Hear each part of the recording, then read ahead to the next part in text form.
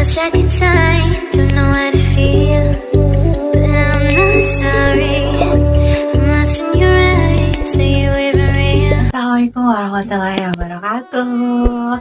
Masih seperti biasa di channel ini. Dan untuk sesi kali ini adalah sesi lanjutan dari video sebelumnya, yaitu sistem imun part 2 ya. Dimana untuk konsep sistem imun yang sudah dibahas di sistem imun part 1, disitu ada organ-organ limfosit, organ-organ limfoid ya. Kemudian juga ada perbedaan antara imun pasif dan imun aktif, lalu juga ada mekanisme imun spesifik dan non spesifik, termasuk juga ada jenis-jenis antibodi ya di dalamnya. Nah, untuk konsep yang akan dibahas di sistem imun part 2, sini kita akan lebih explore tentang hubungan antara antigen dengan antibodi itu seperti apa mekanismenya. Juga nanti kita akan bahas mekanisme yang terjadi pada saat kita imunisasi ya. Imunnya seperti apa sih? Ada imun sekunder, ada imun primer gitu kan.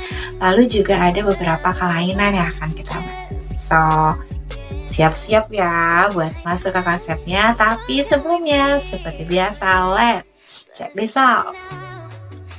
Give it all away, 'cause I don't think I'll stay. No, I can't be the only one who doesn't wanna fall in love. Doesn't wanna fall in love.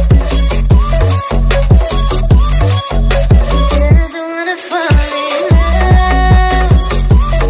Oh, yeah. Doesn't wanna fall in love. Oke, congratulations. Silahkan di skip ya. Di keep skornya, dan kita langsung masuk ke konsep kita sekarang ya. Pengen nanya dulu recap ya. Kalau virus, bakteri, kemudian juga zat asing yang mengancam kesehatan tubuh kita itu disebut dengan, keren banget, antigen. IgM, IgD, IgA itu adalah jenis-jenis dari good body keep scoring ya. Nah, itulah yang akan kita sorot lebih jauh interaksinya pada kesempatan ini. Jadi bagaimana cara antibodi menghalau antigen supaya tidak terjadi aksi yang berbahaya di dalam tubuh kita. Itu salah satunya adalah yang pertama nih ya, kita coba bahas satu-satu nih. Ada yang disebut dengan netralisasi. Netral. Nah, kalau dengar kata netral, itu targetnya adalah menetralisir racun dari antigen. Gitu ya. Itu keywordnya. Jadi kalau dengar kata netralisasi, caranya itu menetralkan racun antigen.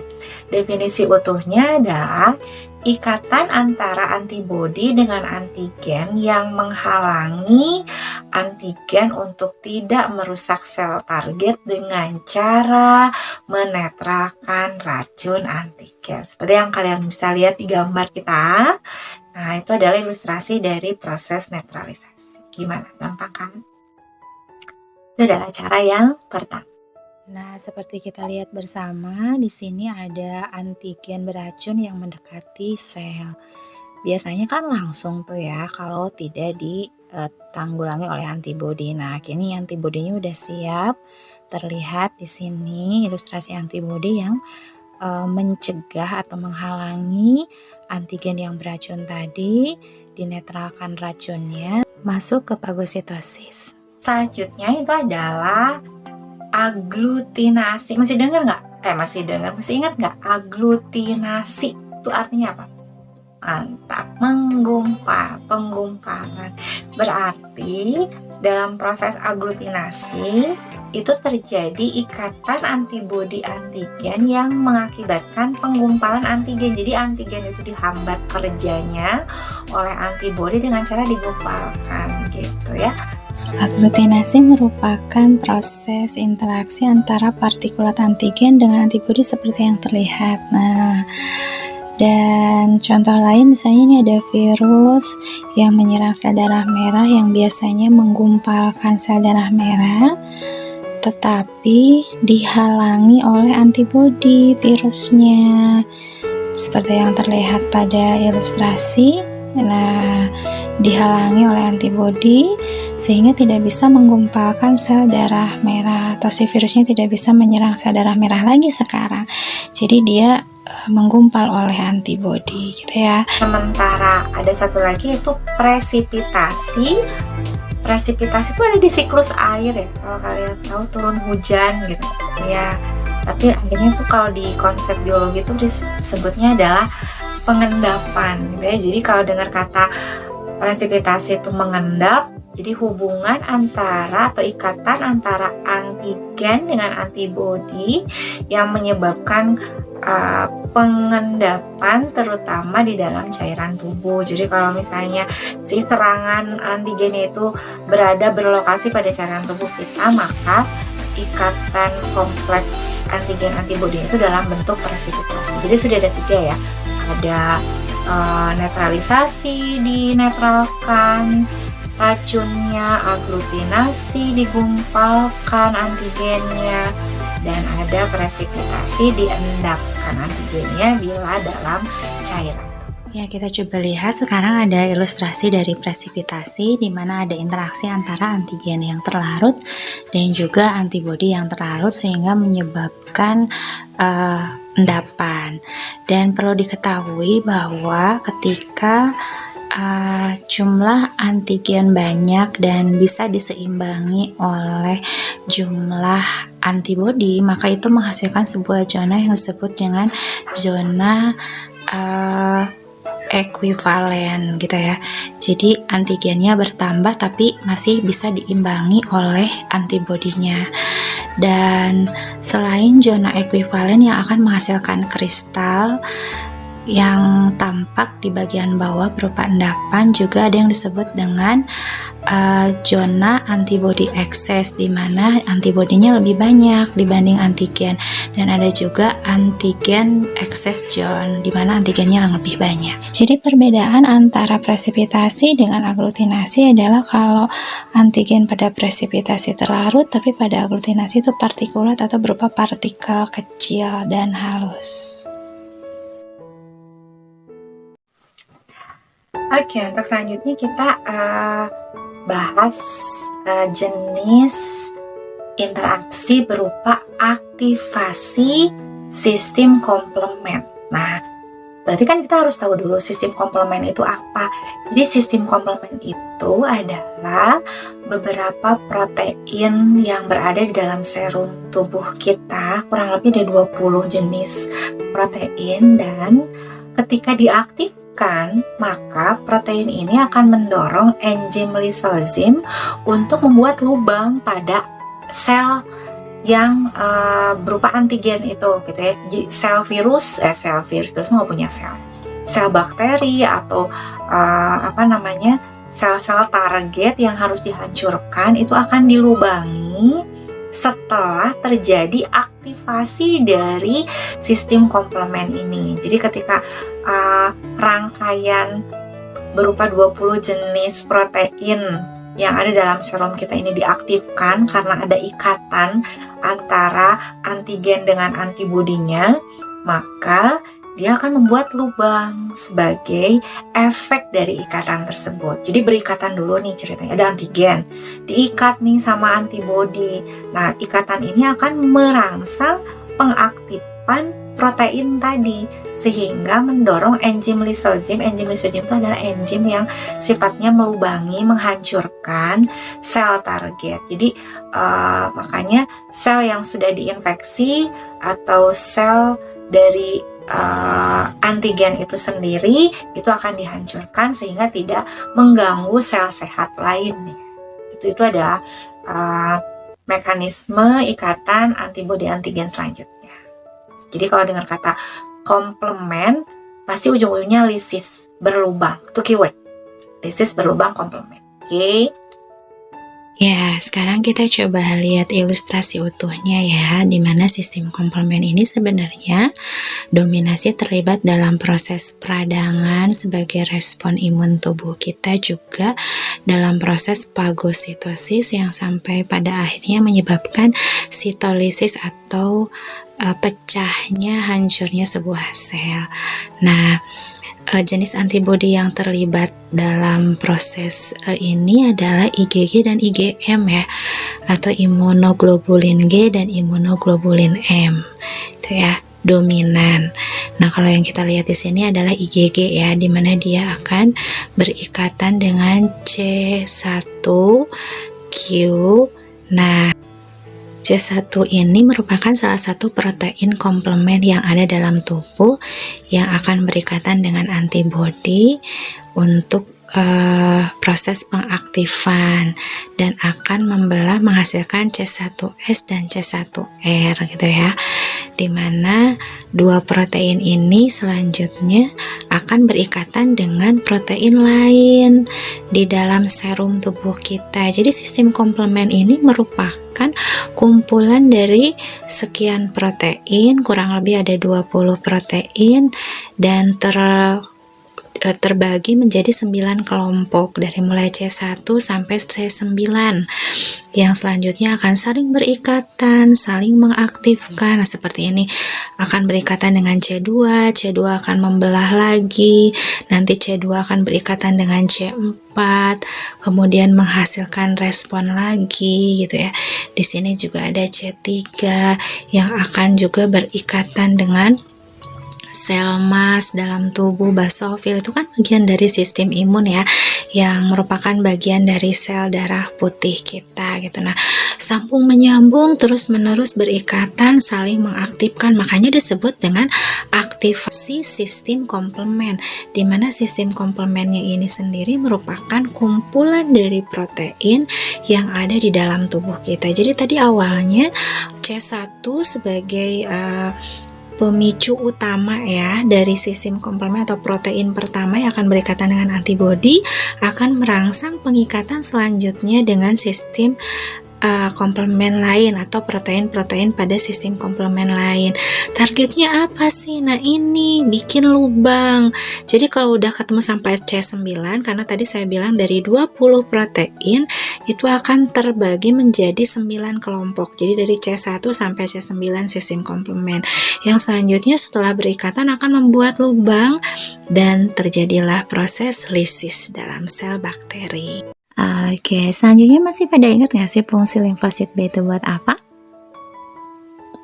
Oke, keren banget. Ada B plasma untuk menghasilkan antibodi, kemudian ada B memori untuk mengingat dan mengenali antigen, dan ada juga B pembelah untuk memperbanyak B plasma dan B memori ya. Nah, kondisi dari limfosit B memori yang mengenali antigen pada saat dimasukkan secara alami, misalnya pada saat kita sakit atau pada saat vaksinasi yang sifatnya buatan, kondisi tersebut disebut dengan memori imunologi, dan menghasilkan dua jenis respon, yaitu respon primer dan respon sekunder.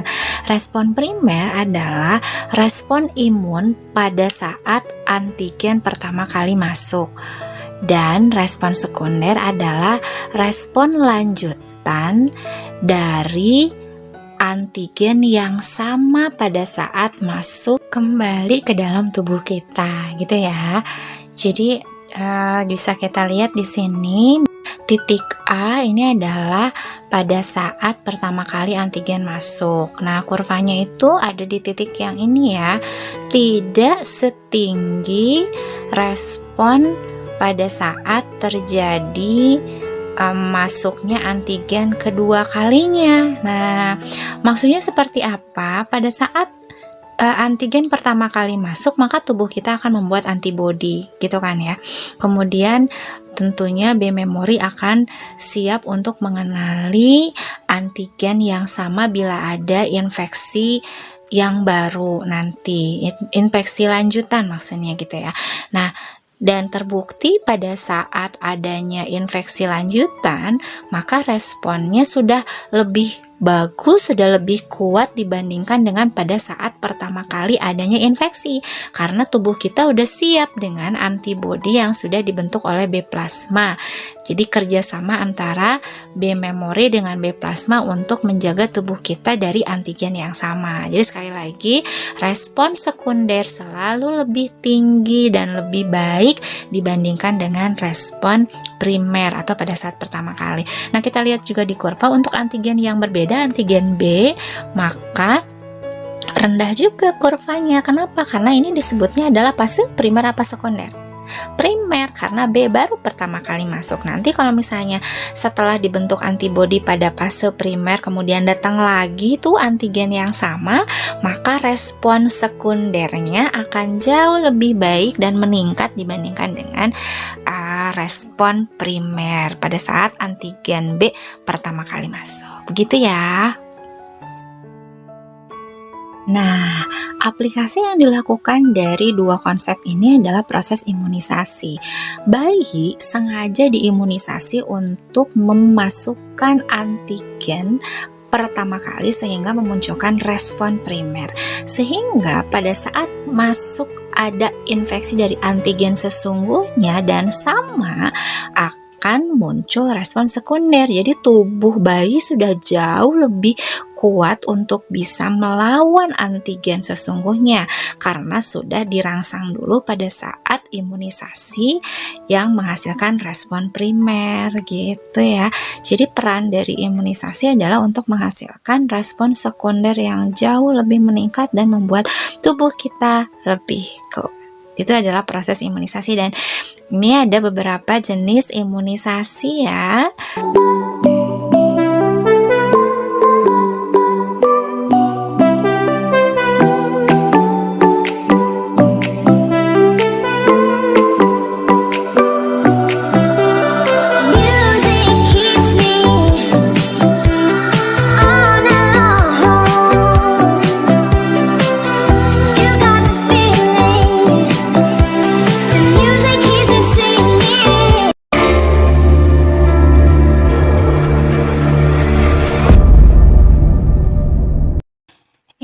Kelainan yang akan pertama kita coba eksplor ini adalah sindrom bubble boy atau SCID ya, Severe Combined Immunodeficiency Disease, di mana anak yang terlahir dalam kondisi ini sama sekali nggak punya limfosit B dan T. Kebayang nggak sih, tentara utamanya tuh nggak ada dalam tubuh, jadi otomatis dia sangat rentan terhadap antigen apapun yang masuk sehingga harus diam di dalam sebuah ruang isolator seperti balon ya, makanya disebutnya bubble boy gitu. Dan salah satu kisah yang sangat sedih ini terjadi pada seorang anak bernama David Peter. Dia lahir di Texas ya, lebih tepatnya di rumah sakit Houston pada tanggal 21 September 1971, dan 20 detik setelah kelahirannya dia langsung masuk ke isolator plastik berbentuk gelembung. Jadi dari mulai 20 detik kelahiran dia udah mulai jadi bubble boy. David itu sebenarnya anak ketiga dari pasangan Carol Ann dan David J. Peter, dan kakaknya juga ternyata mengalami kondisi yang sama gitu ya. Jadi sifat dari SCID ini adalah genetis gitu ya. Berarti dia dari mulai makan, minum, kemudian buang air, pakai pakaian, semua dilakukan di dalam gelembung itu, terisolasi. Dan David juga mulai menyadari bahwa dia tidak sama dengan orang lain gitu ya. Untuk pertama kalinya di usia 6 tahun David keluar dari gelembungnya, dan itu pun dengan pakaian astronot supaya bisa tetap menjaga David dari semua ancaman bakteri, virus, antigen apapun, sehingga dia tetap steril gitu, walaupun bermain di luar, main air sama kakaknya gitu kan ya. Tahun 1983 keluarga David memutuskan untuk melakukan cangkok sumsum tulang belakang. Seperti kita tahu bahwa sel induk dari limfosit itu ada di sumsum tulang belakang untuk berdiferensiasi. Nah, gen David itu tidak memiliki kode tersebut sehingga tidak bisa dibentuk limfositnya, maka dicangkoklah dari Catherine ya, dari saudara perempuannya. Walaupun sebenarnya tidak sama, tapi masih punya harapan untuk suksesnya operasi ini. Ternyata beberapa bulan pasca operasi David jatuh sakit gitu ya.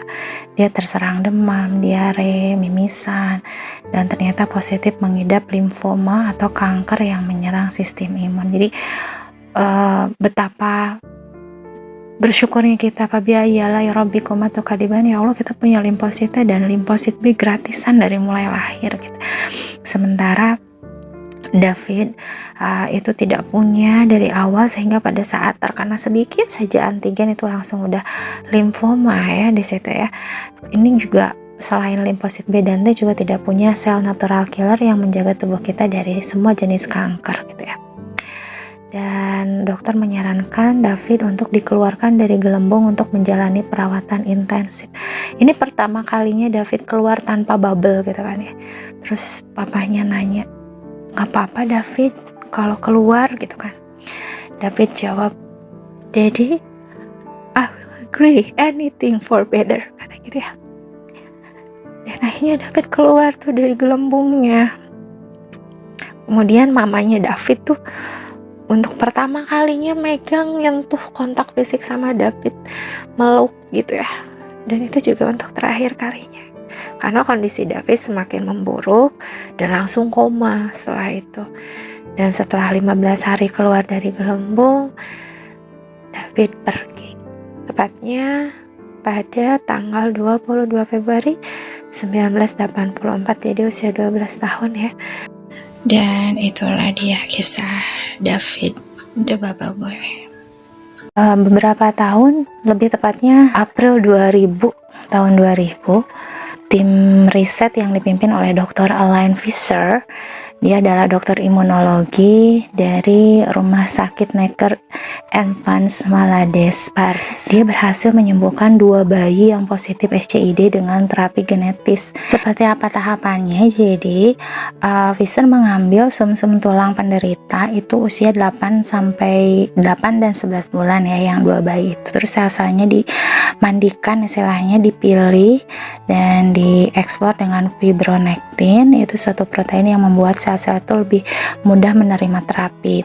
Kemudian langkah berikutnya dari tubuh bayi diambil gen yang normal ya pada sel kekebalan tubuh yang hilang. Jadi ada gen, ada kode yang pada akhirnya akan bisa menghasilkan limfosit yang tidak dimiliki oleh gen penderita SCID sebelumnya. Nah, si gennya ini, gen normalnya ini akan dimasukkan ke dalam virus yang tidak berbahaya. Jadi kita punya sel dari bayi SCID, kemudian kita punya gabungan antara virus dengan DNA-nya saja yang normal gitu. Nah, nanti di laboratorium si sel bayi yang tidak normal tadi, yang SCID itu akan diinjek dengan virus yang sudah memiliki gen normal, sehingga sekarang di dalam sel penderita SCID ada gen normal tadi gitu.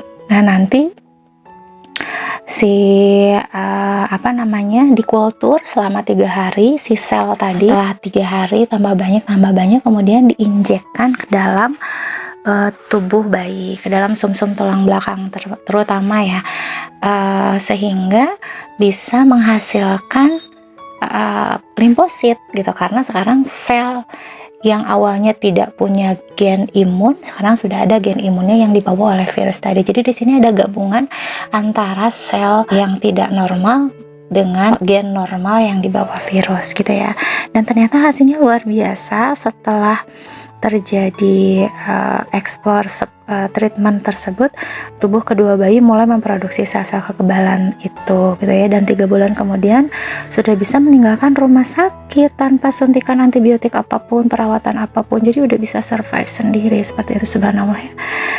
Dan itu semua adalah jasa dari fitter tadi juga gitu ya. Sekian observasi yang dilakukan itu semua diolah juga oleh dokter-dokter yang lain gitu kan ya, dijadikan sebagai bahan gitu.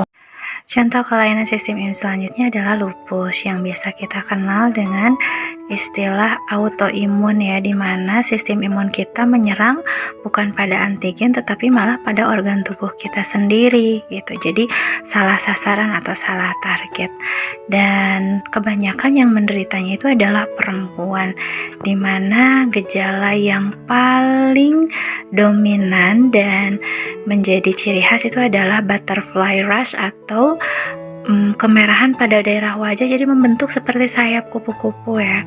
Dan juga ada bercak juga pada bagian tubuh yang lain, juga lemah, letih, lesu pada penderitanya. Kondisi atau faktor eksternal bisa menjadi pemicu bertambah parahnya penyakit ini. Ya. Dan yang selanjutnya adalah AIDS, di mana AIDS atau Acquired Immunodeficiency Syndrome ini berkaitan dengan adanya infeksi virus HIV pada sel limfosit yang menyebabkan hilangnya kekebalan tubuh. Gejala yang paling terlihat dari kondisi ini adalah loss weight ya, sampai terlihat sekali tulang-tulangnya karena hilangnya daya tahan tubuh, sehingga penyakit yang ringan pun menjadi berat. So, stop AIDS. Itu tadi pembahasan kita di video kali ini tentang konsep interaksi antara antigen sama antibodi. Kemudian ada detail strukturnya ya, tadi ada pembahasannya sedikit, lalu ada beberapa kelainan, dan juga ada mekanisme dari imun primer sama sekunder ya, yang ada pada proses imunisasi. Semoga bisa kalian aplikasikan ilmunya.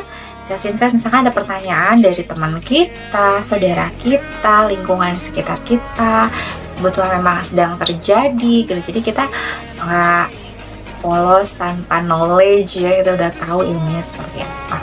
Dan jangan lupa silahkan Anda tulis sudah paham atau belum di kolom komentar. Juga saya minta kalian tulis satu informasi tentang jenis imunisasi dan manfaatnya ya. Jadi misalkan imunisasi X untuk apa gitu, satu informasi saja di kolom komentar. That's all for this session. Assalamualaikum warahmatullahi wabarakatuh. See you.